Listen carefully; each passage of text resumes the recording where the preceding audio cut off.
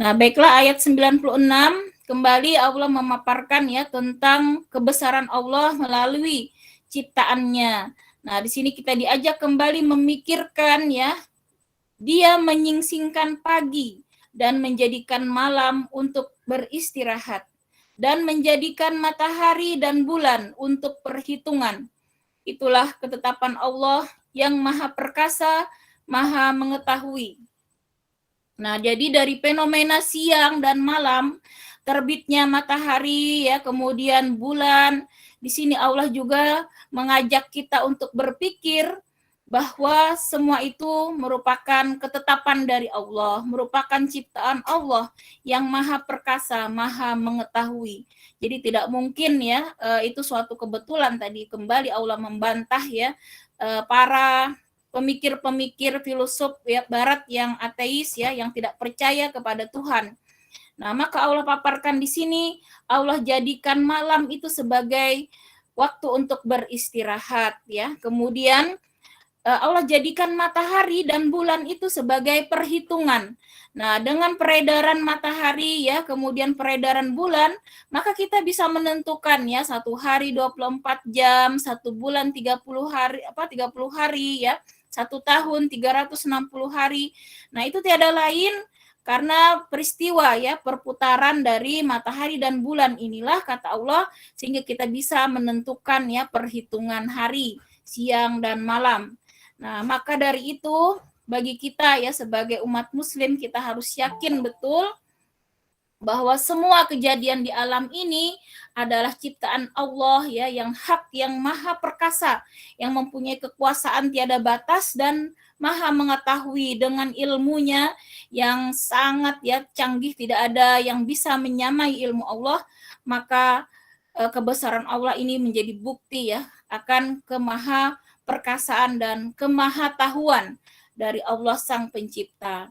Nah, karena kalau orang barat itu benar-benar membantah segala cara ya, mereka mengatakan bahwa kejadian di alam ini benar-benar terbentuk secara kebetulan ya, menurut mereka dari partikel-partikel yang mereka hitung ya dengan berbagai macam teori perhitungan, sehingga akhirnya menjadilah makhluk hidup, menjadilah alam semesta ya.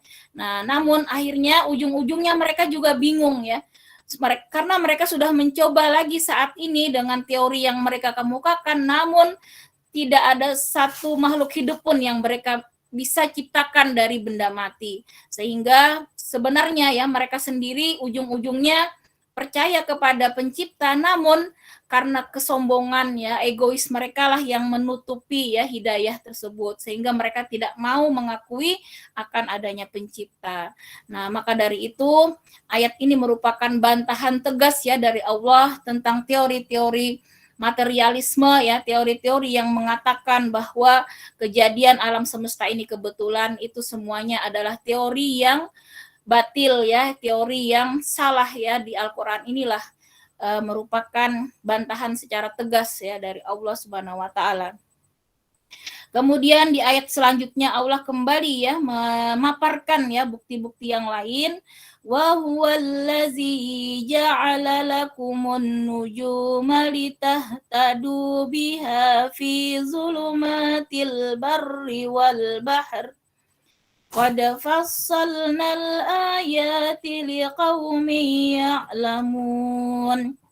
Dan dialah yang menciptakan kamu dari diri yang satu, yaitu Adam, maka bagimu, maaf, salah ya, ayat 97.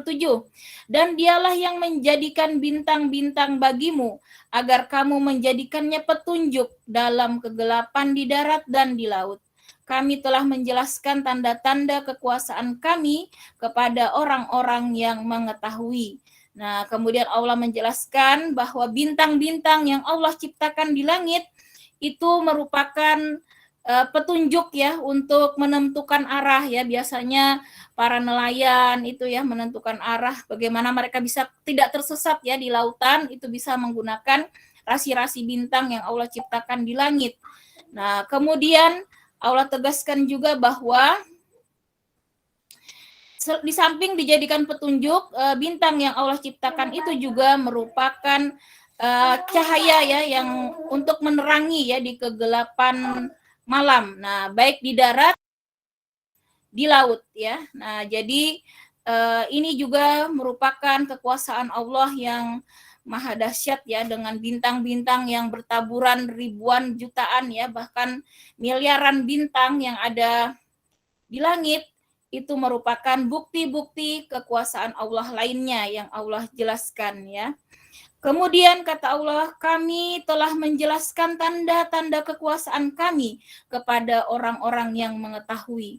Nah, kemudian Allah tegaskan, orang yang mau memahami ya ayat-ayat Allah, yang mau menerima kebenaran Al-Quran, itulah pada hakikatnya orang-orang yang mau berpikir dengan akalnya secara jernih, mengesampingkan ego dan kesombongan dirinya, maka dia berpasrah kepada Maha Pencipta.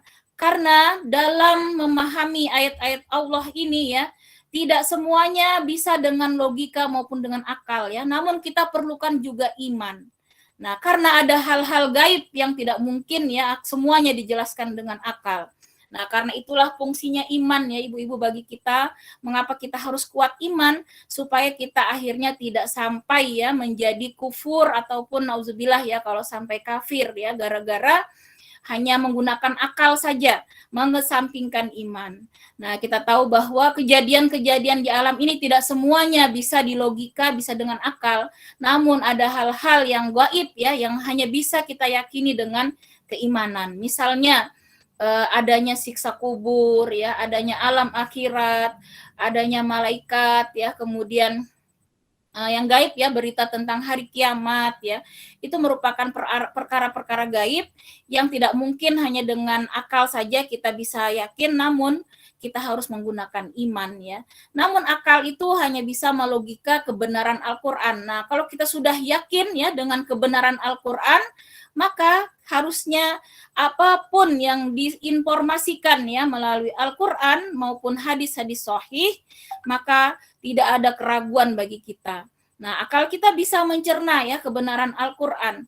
Akal kita bisa membuktikan bahwa Al-Quran itu benar dari Allah Sang Pencipta. Sebagaimana informasi dari Al-Quran, bahwa Al-Quran ini kata Allah diturunkan ya langsung dari Allah melalui malaikat Jibril kepada Rasulullah Muhammad SAW. Nah, kalau kita sudah yakin ya kebenaran Al-Quran inilah, maka semua hal apapun yang diberitakan Al-Quran itu menjadi mantap kita imani tanpa keraguan. Nah, jadi kita memang untuk menjaga iman kita, ini salah satunya jangan pernah kita berhenti ya berinteraksi dengan Al-Quran, baik dengan tilawah ya membacanya, terkhusus lagi mentadaburi ataupun memahami Al-Quran dan mengamalkannya. Karena itulah cara ya menjaga iman kita. Apabila kita menjauh dari Al-Quran ya, menjauh dari ibadah, itulah yang akhirnya membuat kita tertutup lama-lama hidayah itu. Nah, jadi kekafiran itu memang tidak serta-merta orang itu murtad ya, namun melalui proses ya, prosesnya itu biasanya dimulai dari ketidakyakinan ya dengan ayat-ayat Allah, kemudian dia membantah ya ayat-ayat Allah. Jadi hati-hati sekali ketika kita berani mengolok-olok ya ayat-ayat Allah, berani membantah tanpa ilmu ya, maka akhirnya Allah murka. Nah, betapa takutnya harusnya kita ya kalau sampai Allah murka, maka Allah keluarkan kita dari Islam ya, nauzubillah summa nauzubillah. Karena itu marilah kita bersama-sama berusaha ya menunjukkan hati kita, diri kita ya bermunajat kepada Allah agar senantiasa Allah menyayangi kita ya, senantiasa menunjuki kita hidayah, jangan sampai Allah mengeluarkan kita dari nikmat iman dan Islam ini. Maka kita selalu berdoalah ibu-ibu ya, ya muqallibal qulubis sabbit qalbi ala dinika wa ala ta'atik subhanaka inni kuntu minadz zalimin. Selalu perbanyaklah doa tersebut ya untuk memohon kepada Allah yang maha membolak-balikkan hati untuk menetapkan ya hati kita pada keimanan ini sampai akhir hayat kita. Karena kecelakaan yang terbesar ya dalam hidup itu apabila iman ini lepas ya dari diri kita dan meninggal dalam kemurtatan ya, nauzubillah summa nauzubillah.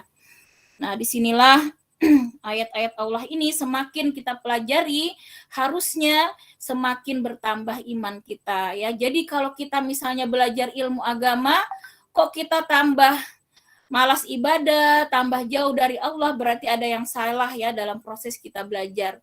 Karena seharusnya semakin kita mempelajari Al-Quran, semakin kita menuntut ilmu agama, harusnya membuat kita itu semakin mencintai Allah, semakin kuat iman kita, semakin semangat kita beribadah. Nah, inilah fungsi ya kita terus mengkaji ya Al-Quran maupun hadis maupun ilmu-ilmu agama ini dalam rangka menguatkan ya keimanan kita, menjaga karunia Allah yang sangat berharga yaitu iman.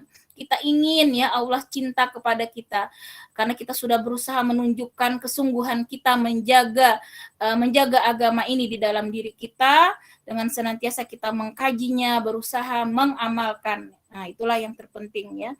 Nah, kemudian di sini tadi kita lanjut kembali ya. Di sini ayat ini hampir seluruhnya mengajak kita berpikir ya tentang kekuasaan Allah, meyakinkan kita ya bahwa semua yang telah dibahas orang-orang kafir ya tentang kejadian alam semesta, semuanya yang mereka katakan adalah ilmu kebetulan, nah maka semua itu adalah batil, maka disinilah Allah membantah ya. Di ayat 98 kita lanjutkan.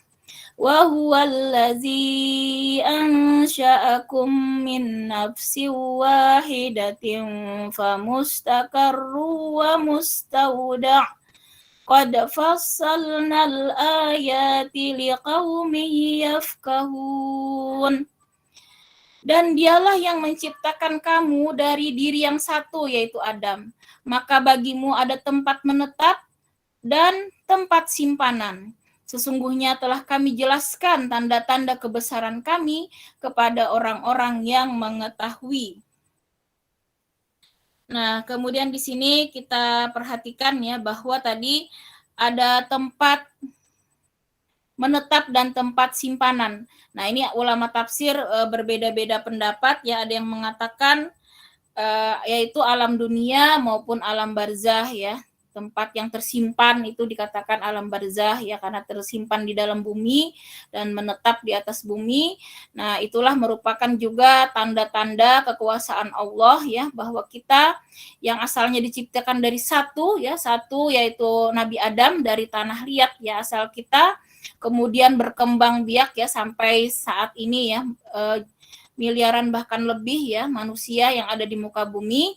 Ini juga merupakan tanda-tanda kekuasaan Allah. Bagaimana kita bisa menyaksikan dari satu manusia ya bernama Nabi Adam, kemudian dengan pasangan ya Ibu Hawa, maka melahirkan ya berbagai jenis ras ya di muka bumi. Ada ras Negro ya, Mongoloid ya maupun ras Melayu seperti kita ya. Kemudian juga ada Hindustan misalnya. Semua itu kita bisa melihat dengan bahasa yang sangat banyak ya di dunia ini. Itu adalah tanda-tanda kemahabesaran Allah. Bagaimana dengan ratusan bahkan lebih ya jenis bahasa di dunia ini, kemudian ras-ras ya yang berbeda-beda, Negro, mungkin kita bisa lihat ya orang-orang Arab, misalnya berbeda lagi orang Melayu. Nah, itu juga merupakan tanda-tanda kebesaran Allah. Padahal dari satu nenek moyang yang sama, tapi akhirnya bisa berbeda-beda ras ya, Masya Allah. Disinilah kita juga menyaksikan ya kebesaran Allah. Kita bayangkan maha tahu ilmunya Allah ya, mau bahasa apa saja Allah paham ya. Nah, karena itu bagi orang-orang yang mengetahui ini merupakan kata Allah tanda-tanda yang sangat jelas ya tentang kebesaran Allah. Kemudian di ayat 99 ini kembali juga ya ayat-ayat yang menyatakan ya kebesaran Allah di balik ayat-ayat kauniyah yaitu penciptaan yang ada di alam semesta. Wa huwallazi anzala minas samaa'i ma'an fa akhrajna bihi nabata kulli syai'in fa akhrajna minhu khadiran nukhriju minhu habban mutarakiba wa minan nakhli min tal'iha kinwanun qinwanun daniyatu wa jannatin min a'nabin waz-zaituna war-rumana mushtabihan wa ghaira mutasyabih. Unzuru ila samarihi iza asmara wa yan'ih. Inna fi dzalikum laayatil liqaumin yu'minun. Dan dialah yang menurunkan air dari langit.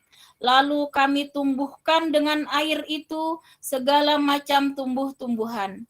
Maka kami keluarkan dari tumbuh-tumbuhan itu tanaman yang menghijau. Kami keluarkan dari tanaman yang menghijau itu butir yang banyak. Dan dari mayang kurma mengurai tangkai-tangkai yang menjulai dan kebun-kebun anggur. Dan kami keluarkan pula zaitun dan delima yang serupa dan yang tidak serupa. Perhatikanlah buahnya pada waktu berbuah dan menjadi masak. Sungguh pada yang demikian itu ada tanda-tanda kekuasaan Allah bagi orang-orang yang beriman. Nah, kembali kita diajak berpikir ya dengan kejadian hujan. Nah, air dari langit, Masya Allah kita bisa tahu ya Bu ya proses bagaimana terjadinya hujan, di mana air dari laut yang asin ya, dari danau yang tawar, dari sungai yang tawar bercampur semua. Mau air yang sangat busuk sekalipun ya, mungkin di tempat-tempat limbah ya, air itu semua menguap ya, kemudian menjadi hujan, namun yang turun apa? Air yang murni suci ya, Masya Allah. Tidak ada asin sedikit pun ya, air hujan itu benar-benar ya, air yang menyejukkan. Sehingga dengan air hujan itulah seluruh permukaan bumi ini tersirami menjadi basah ya. Seandainya tidak ada hujan, tidak mungkin Bu ya tanam-tanaman itu bisa tumbuh dengan subur. Karena tidak ada yang mungkin akan menyiram ya di hutan-hutan sana ya, di pelosok-pelosok yang terpencil, kecuali dengan hujan ya, buatan dari Allah ini ya. Tidak mungkin bisa menumbuhkan ya rumput apapun hutan-hutan ya tanpa proses hujan ini, Masya Allah. Dengan tumbuhnya tumbuh-tumbuhan inilah maka makhluk hidup yang lain bisa hidup. Karena tanpa produsen yang utama ya tumbuhan ini, maka tidak mungkin ya hewan-hewan itu bisa hidup ya, apalagi kita manusia, kita juga sangat tergantung ya dengan air ini ya, ciptaan Allah berupa air ini merupakan bukti kebesaran Allah. Tidak ada makhluk hidup yang sanggup ya bertahan tanpa air. Nah, karena itu di sini kita diajak berpikir ya, fungsi air ini Masya Allah luar biasa ya manfaatnya bagi kehidupan kita. Allah gambarkan bagaimana dengan air hujan tadi yang bisa membasahi seluruh permukaan bumi, menjangkau ya seluruh bagian dari kutub utara sampai kutub selatan, sehingga tumbuhlah ya tumbuh-tumbuhan ya. Dari tumbuh-tumbuhan ini Allah keluarkanlah tanaman dengan berbagai macam. Kita bisa bayangkan Bu ya, tanaman itu airnya sama ya, tanah tempat hidupnya sama, namun bisa tumbuh dengan berbagai macam rasa buah. Nah, itu kan merupakan suatu kebesaran yang luar biasa ya.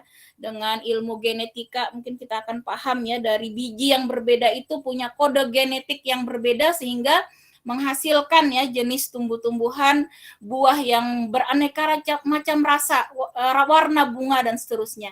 Padahal sama ya media tanamnya, kemudian airnya pun sama, tapi itulah ya kebesaran Allah ya, tidak ada yang sama akhirnya rasanya ya. Kemudian tadi Allah gambarkan di sini ada delima, ada zaitun ya, dari kurma. Masya Allah, disinilah kata Allah bukti ya kebesaran Allah.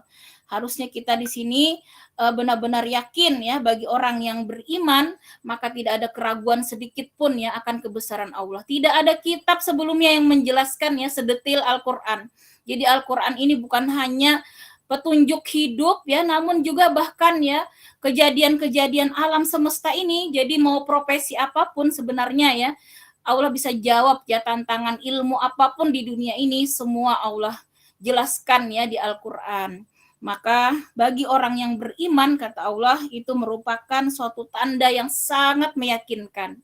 Nah, karena itu kita belajar ya dari Nabi Ibrahim bahwa tadi saya ulang, tidak cukup ya hanya dengan akal saja kita mengimani ya, namun juga dengan iman. Karena tadi ada hal-hal gaib ya, hal-hal yang akan mentok di akal, seperti Nabi Ibrahim ketika mencari Tuhan ya, matahari tenggelam ya, maka Nabi Ibrahim akhirnya berpaling, tidak mungkin Tuhan tenggelam ya. Kemudian bintang, kemudian bulan, akhirnya Nabi Ibrahim berserah kepada yang maha kuasa yang menciptakan bulan, kata Nabi Ibrahim, menciptakan matahari dan juga seluruh alam beserta isinya. Nah, itulah maksud dari iman ya. Iman itu memang kita berpasrah ya kepada kemahakuasaan Allah. Kita berserah diri kepada yang maha kuasa untuk menunjuki kita petunjuk. Jadi jangan pernah kita merasa sombong ya dengan ilmu, kadangnya dengan harta, ataupun dengan jabatan, dengan segala macam embel-embel dunia, sehingga akhirnya orang ya mengaku Tuhan seperti Firaun ya, ada yang mengaku nabi ya, nauzubillah min zalik ya, jangan sampai ya, apalagi ada yang membantah ayat-ayat Al-Qur'an. Nah, itulah awal dari ya seseorang itu akhirnya murtad ya, karena dia dengan kesombongan ya, dengan keegoisannya dia menafikan ya adanya pencipta. Nah, jadi kemurtatan itu memang dimulai dari berpalingnya ya manusia itu dari malas ibadah ya, yang lama-lama akhirnya dia juga jauh dari petunjuk Al-Qur'an, yang ada dia pelajari teori-teori barat, kitab-kitab asing dan seterusnya. Dan sebaliknya, banyak juga kaum kafir yang justru mendapat hidayah gara-gara mereka mengkaji Al-Qur'an. Kita banyak ya membaca mu'alaf itu dari luar negeri khususnya, karena mereka itu menggunakan akalnya itu dengan tunduk ya, mereka memohon petunjuk, akhirnya Allah tunjuki. Nah, rugi kita ya yang sudah dikasih dari lahir iman namun tidak kita rawat, tidak kita jaga. Bahkan banyak ya orang muslim yang akhirnya murtad. Nah, kita harus berlindung kepada Allah, karena itu adalah fitnah yang sangat terbesar ya, kata Allah, fitnah akhir zaman ini, di mana pagi orang bisa beriman, sore dia sudah murtad ya. Apalagi ini sudah akhir zaman, maka sudah tanda-tanda ya Dajjal itu akan turun, dan Allah kabarkan bahwa fitnah Dajjal itu yang banyak tertipu ya, yang banyak menjadi pengikut Dajjal itu nanti adalah wanita. Nah, karena itu ibu-ibu kita harus benar-benar membentengi diri kita dan juga khususnya anak-anak kita agar tidak terkena fitnah Dajjal ini. Jadi dengan fitnah Dajjal ini, karena Dajjal itu diberi Allah kekuasaan ya untuk menguji manusia, maka banyak yang akhirnya tertipu, karena Dajjal bisa saja menjadikan batu kerikil menjadi emas ya, gunung menjadi emas. Nah, orang-orang yang cinta dunia maka dia akan silau ya. Akhirnya mereka berpaling ya, tidak rasional dari Dajjal, mereka terima dan menjadi pengikutnya. Karena ini sudah juga tanda-tanda kita lihat ya, gara-gara harta, gara-gara kadang tertarik dengan ketampanan, kecantikan, akhirnya orang dengan mudahnya ya melepas akidahnya. Nah, itu adalah fitnah yang sangat, fitnah itu artinya ujian Bu ya, ujian yang sangat besar ya kalau sampai melepaskan akidah dari diri kita. Karena itu disunahkan juga ibu-ibu ya untuk membentengi kita dari fitnah Dajjal, fitnah akhir zaman. Kita selalulah berdoa ya di tasyahud akhir itu, kita bacalah doa ya, Allahumma inni a'udzubika minal kufri wal fakri wa a'udzubika min azabil kabri wa a'udzubika min azabi jahannam wa a'udzubika min fitnahi masjid dajjal wa a'udzubika min fitnahi wa mahyaya wa mahmati lillahi rabbil alamin. Jadi kita baca ya setelah tasyahud akhir itu doa-doa perlindungan ya dari fitnah-fitnah yang saya sebutkan tadi ya, fitnah kubur, fitnah azab kubur, fitnah siksa api neraka ya, fitnah Dajjal, fitnah kehidupan maupun kematian. Nah, kita baca doa di situ di tasyahud akhir itu ya, memang dituntunkan. Kalau kita tidak bisa, tidak hafal, boleh bahasa Indonesia ya dalam hati, tapi kalau berdoanya bukan bahasa Arab, dalam hati ya ibu-ibu ya, sebentar setelah tasyahud akhir kita mohon, ya Allah lindungilah aku ya dan keluargaku dari fitnah akhir zaman ini ya, fitnah keburukan ya, kehidupan kematian, fitnah dari siksa kubur, siksa api neraka, fitnah dajjal ya dan lain-lain. Berdoa saja situ apa yang kita inginkan ya, minta husnul khatimah dan seterusnya. Maka semoga ya dengan doa kita yang selalu kita rutin ya kita lantunkan di dalam sholat kita, di dalam sujud akhir juga kita di situ meminta ya muqallibal ya qulubis sabit, minta tadi ditetapkan keimanan ya, minta dalam husnul khatimah, insya Allah ya semoga Allah mengkaruniakan iman kita ini sampai ya akhir hayat kita. Jadi ini penting sekali kita menunjukkan ya kesungguhan kita dalam berislam ini secara kafah dalam rangka kita mengharap ya rahmat dan ridha Allah, sehingga Allah menjadikan kita kelak ya, membangkitkan kita dalam keridaannya, mati dalam husnul khatimah dan layak ya mendapat surganya, serta kita tidak ingin sedikit pun ya dimasukkan ke dalam neraka ataupun siksa kubur. Maka saat inilah kita terus ya berdoa memohon perlindungan kepada Allah. Dan juga salah satu ya menghindari fitnah dajjal itu kita menghafalkan ya ibu-ibu 10 ayat pertama surat Al-Kahfi ya, itu juga salah satu cara kita untuk berlindung dari fitnah dajjal. Nanti kita upayakan lah ibu-ibu ya berusaha menghafal ya, pas perkara nanti hafal atau tidak prosesnya yang Allah nilai ya, karena kita udah berusaha, insya Allah Allah akan melindungi kita. Jadi Allah itu tidak menilai hasil ya ibu-ibu. Jadi tidak usah khawatir, saya ini sudah tua susah menghafal, tidak usah khawatir ya, karena bukan hafalnya yang Allah nilai. Yang Allah nilai adalah kemauan kita untuk berusaha ya, berproses ya untuk menghafal. Perkara nanti hasilnya hafal atau tidak, itu kita serahkan kepada Allah ya. Jadi dalam hal apapun tidak ada yang tidak mungkin. Yang penting ada kemauan ya ibu-ibu ya. Jadi tidak ada namanya saya tidak bisa, saya tidak sanggup, karena kesanggupan, kebisaan itu bukan dari kita, namun semata-mata karunia Allah. Karena itu kita bersandarlah kepada Allah yang Maha Kuasa ya untuk memudahkan niatan-niatan baik kita ya dalam usaha kita untuk mempertahankan ya iman kita ini sampai akhir hayat kita. Karena itu dalam sholat juga kita niatkan ya, kita butuh sekali dengan sholat ini supaya membentengi kita ya dari nahi mungkar ya, karena kemaksiatan yang kita abaikan itulah yang akhirnya menjerumuskan kita ya kepada kekufuran, kemusyrikan ya, nauzubillah summa nauzubillah. Baiklah, di ayat ke 100 kita lanjutkan. وَجَعَلُوا لِلَّهِ شُرَكَاءَ الْجِنَّ وَخَلَقَهُمْ وَخَرَقُوا لَهُ بَنِينَ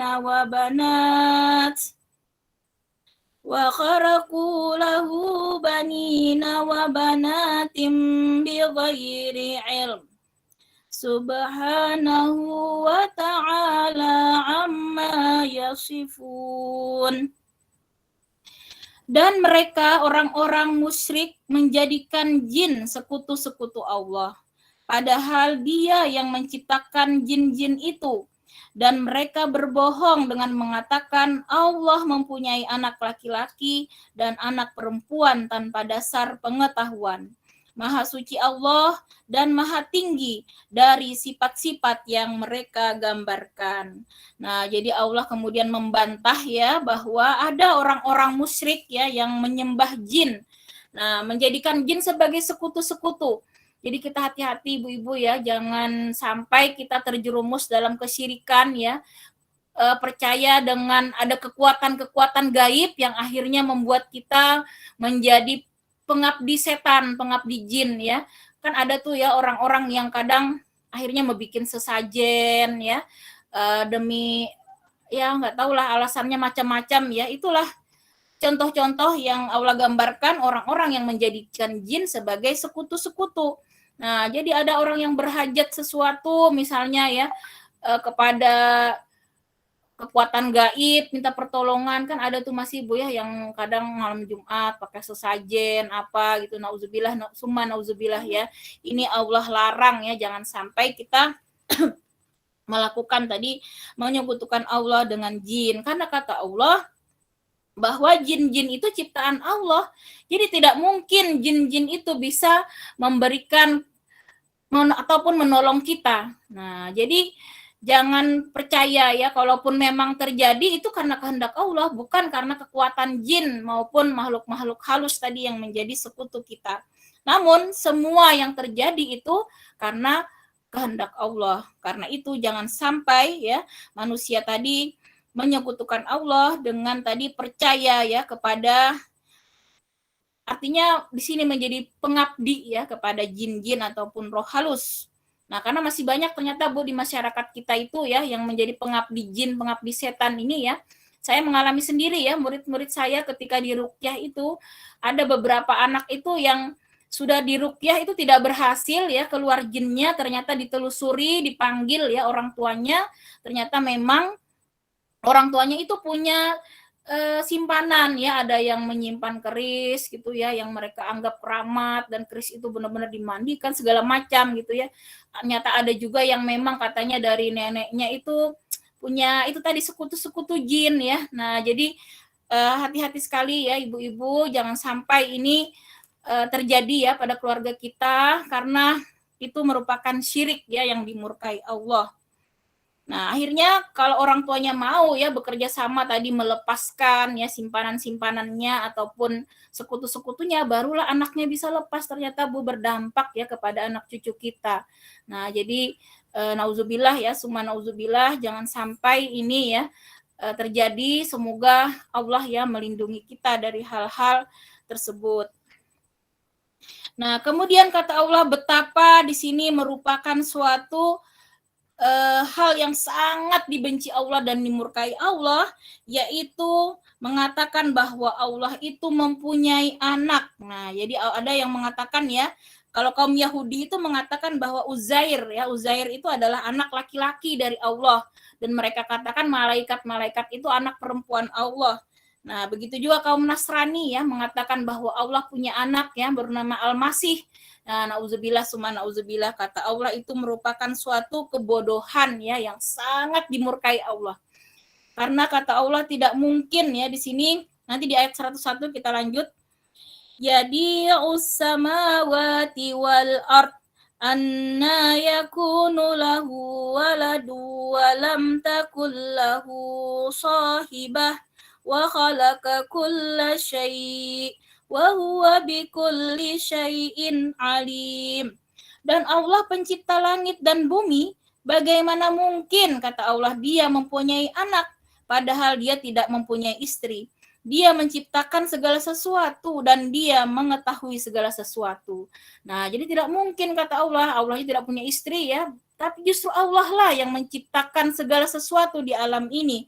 Maka ini merupakan bantahan yang sangat tegas ya, bahwa kemurkaan Allah yang sangat besar kalau sampai mengadakan kebohongan-kebohongan, artinya tanpa ilmu, tanpa dasar, yang mengatakan tadi Allah punya anak ya, punya istri. Nauzubillah ya, summa nauzubillah.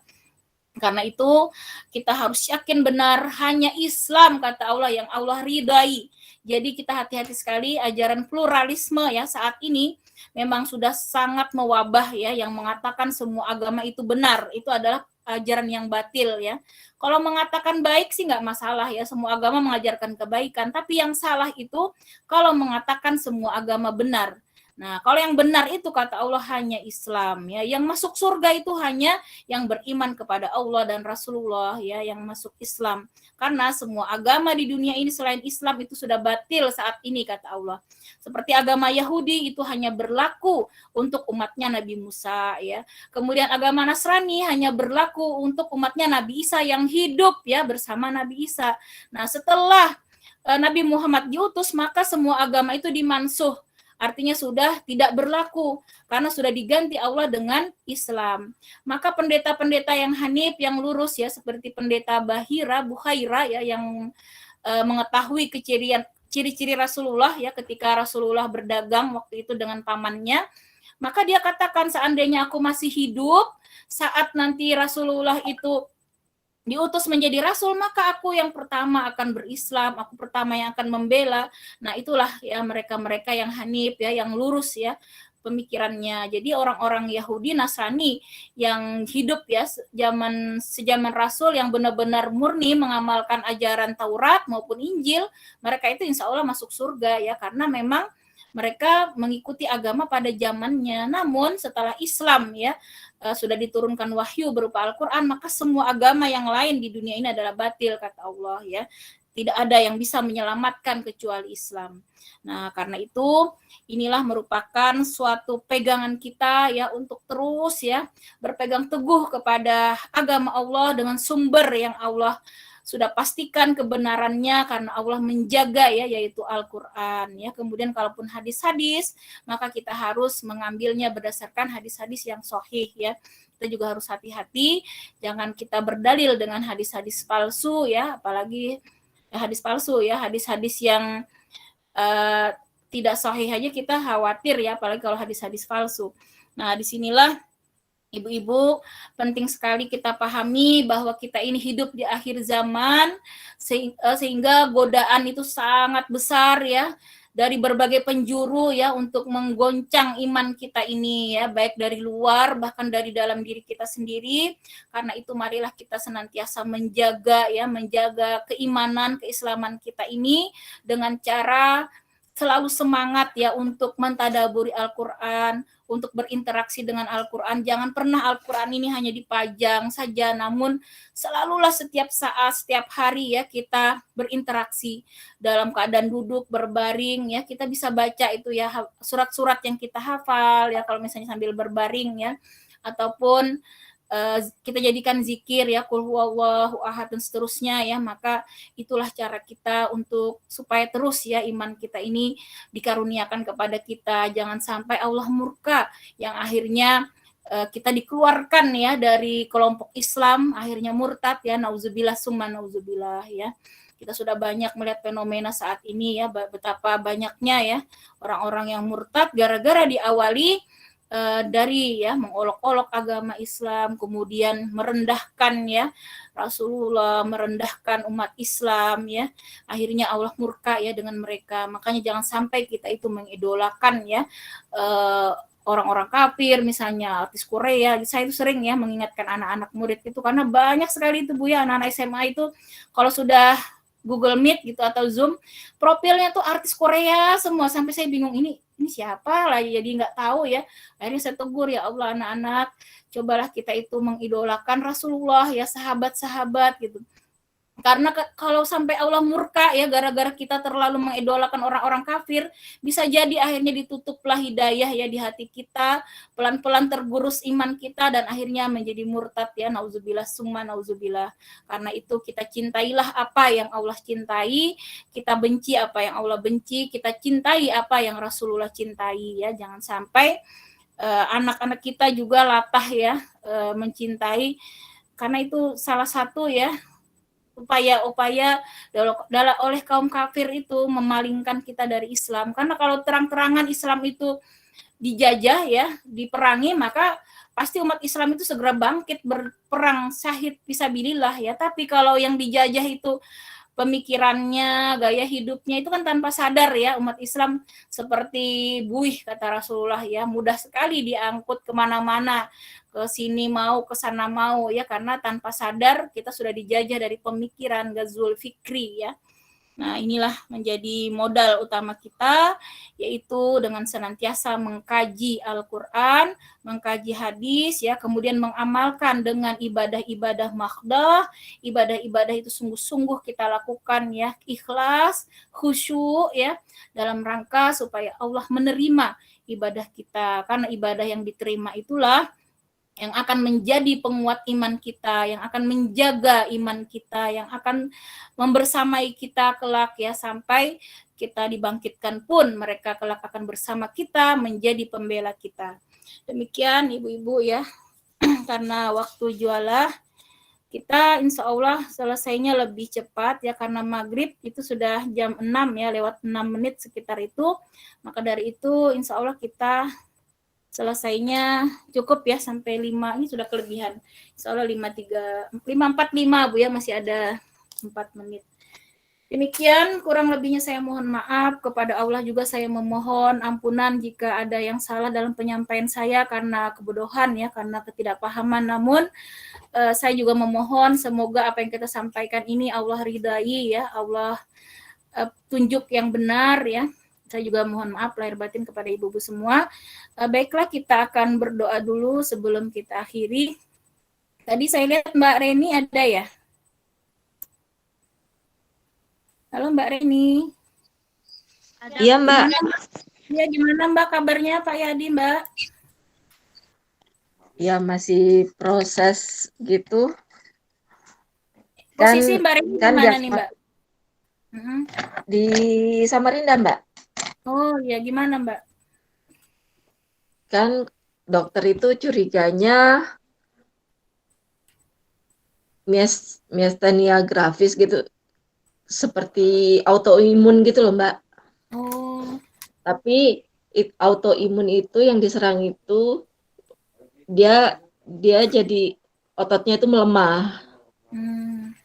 Bisa macam-macam, tapi kebetulan untuk Mas Yadi tuh ya di otot pernapasan gitu, otot menelan gitu, makanya harus pakai ventilator. Tapi kalau makan bisa nggak Mbak? Nggak bisa, pakai selang. Oh ya Allah, iya. Ya semoga jadi aja kan bisa. Gimana Mbak? Pengobatannya untuk sementara katanya kan pakai plasmaferesis gitu. Ini sudah yang kedua. Iya ya. Jadi penambahan imun gitu Mbak ya dari luar ya mungkin ya. Kayaknya yang darahnya tuh kayak dibersihkan gitu Mbak, supaya mengurangi ini. Iya ya. Supaya bisa menguatkan ototnya, mudah-mudahan begitu. Amin, mudah-mudahan Mbak ya kita berikhtiar, insya Allah dengan kuasa Allah ya, tidak ada yang tidak mungkin ya Mbak, selalu kita berhusnuzon ya Mbak ya. Jadi ya, Mbak. Memang ketika diuji itu kita kuatkan ya, berbaik sangka kepada Allah, kita yakin bahwa kemahakuasaan Allah bisa ya menyelesaikan semua masalah kita, cuma kita serahkan saja kapan Allah mau menyelesaikan ya. Tentunya kita berharap Allah segera ya mengangkat penyakit ya Pak Yadi dan juga mungkin saudara-saudara kita yang diuji dengan sakit.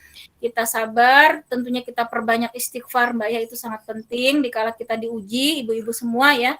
Kita harus banyak istighfar ya, kemudian kita juga upayakan kalau kita bisa bersedekah ya, karena itu salah satu cara ya untuk mendatangkan ya pertolongan Allah dengan cepat ya. Kemudian jangan pernah lepas kita untuk selalu berdoa kapanpun ya, kita selalu berbaik sangka, yang penting hati kita selalu lapang ya dengan takdir Allah, kita ikhlaskan saja dengan caranya, pasti itu adalah yang terbaik ya. Allah ingin membersihkan dosa kita, Allah ingin mengangkat derajat kita, maka insya Allah itu merupakan kebaikan ya.